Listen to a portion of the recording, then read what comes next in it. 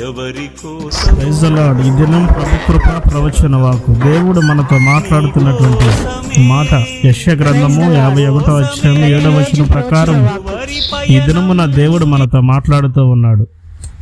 మనుషులు పెట్టు నిందకు భయపడకుడి, వారి దూషణ మాటలకు దిగులు పడకుడి అని దేవుడు ఈ దినమున మనతో మాట్లాడుతూ ఉన్నాడు.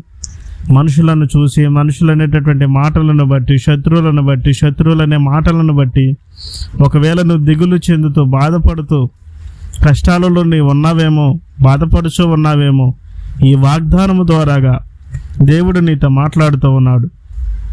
శత్రువుల మాటలను, మనుషుల మాటలను నీకు దూరము చేసి దేవుని యొక్క కృపను నీకు దగ్గర చేయబోతూ ఉన్నాడు. కాబట్టి ప్రియులారా, నమ్మకంగా ఈ యొక్క వాగ్దానాన్ని బట్టి ప్రార్థన చేయండి. దేవుడు మీ జీవితంలో ఈ వాగ్దానము నెరవేర్చునుగాక. ఆమేన్.